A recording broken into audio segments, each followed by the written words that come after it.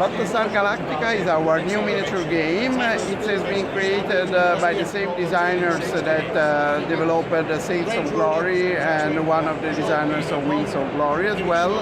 And so mechanics in Battlestar Galactica are a little bit reminiscent of those games, but they've been adapted to the setting. One thing that we really wanted to do is to recreate the kind of feeling of how Starship function in the TV show, which is a more realistic approach to space combat than we see in Star Wars, for example. In Star Wars, spaceships fly and fight more or less like airplanes. In Battlestar Galactica, they function as real spaceships. So you can have these kind of situations where you can tilt your Viper and shoot one direction while inertia moves you on in another direction. You can shoot one direction and move backward. You can stand still in space while you are shooting. So a lot of different possibilities. We wanted to introduce them in the actual gameplay while keeping the game simple as well. So in the starter set, we have the two most basic, let's say, ships of the Colonial fleet and of the Cylons, which are the Viper Mark II for the Colonials and the Cylon Raider for the Cylons. And a lot of people were concerned that there are not many ships in the show. Probably there are not as many as in Star Wars again, because of course Star Wars has been somehow developed for merchandising purpose or with hundreds of tactical ships, but there are many more than people realize, because some of them are just seen for a very short time in the series. And in fact, over the next 5 months, we will release 5 different ship models. We have just released the spaceship packs for Viper Raiders. Then we are releasing the Heavy Raider and the Raptor. After that, we are releasing Viper Mark 7, then Classic Viper and Classic Raider, but many more after that. The gameplay is based on 2 very important concepts. One which comes closely from the Wings of Glory, Saints of Glory concept. That is, each ship is defined by a set of maneuver cards. You can use different maneuver lines depending on your speed, and the key mechanic is very simply: you just choose a card, you put the card in front of your ship, and then you move your ship. So it's really straightforward.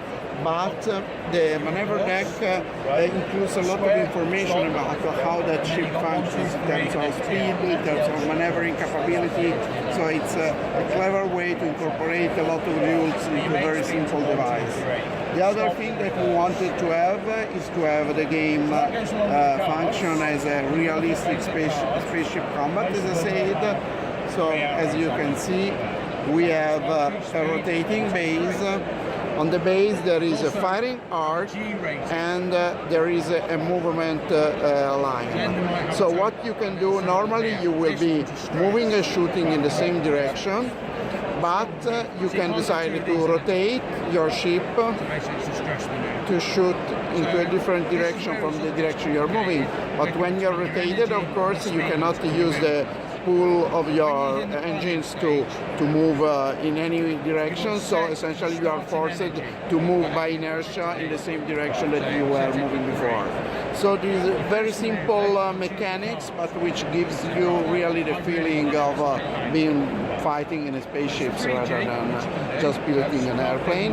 And some of the inertial movement is handled through the use of this device, which we call the control panel. This device allows you to plot if you rotate. Say, for example, here you plot that you want to rotate 90 degrees to the left. And this also enables you to set your speed. So you decide your speed, and the maneuver card that you use is linked to the speed you have chosen. For example, here you use the second line. And here you can keep track of the current, we call it kinetic energy, so essentially your current speed, if you want to put it simpler, because you are somehow limited, as indicated by the spaceship card, by a level of acceleration. So depending on how strong your engines are, you can only variate your speed of a certain amount of steps in every turn, either higher or lower. So this little device allows you to keep track of all the things which are not tracked by the manufacturer. Damage and combat is very simple. We are using a special kind of ruler which already includes information about range modifier. This is here you are at short range, you get +1 bonus, medium range, long range.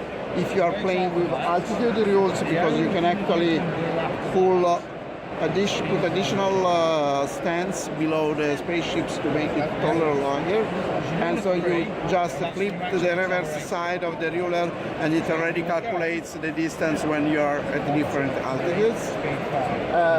There is a 2-hit roll to see if you hit based on your attack level of the ships or other modifiers, and if you hit, you pull damage sheets. Damage sheets give you a certain amount of damage which is applied against the structure of your opponent, but some of them will also give you special damage, for example like hitting the pilot or damaging your radio devices. So you can have, again, we try to incorporate all kind of special rules in the physical components to make things simpler. At the moment we have the starter set and 5 spaceship packs out already, plus 1 little expansion with extra control panels that you need if you want to play with multiple ships at the same time. But we have several spaceship packs which are coming, and we will also have a rules expansion in the making which adds a new feature such as missiles, large planetoids, atmospheric combat rules. So there is a lot that we want to do to develop the game and its universe.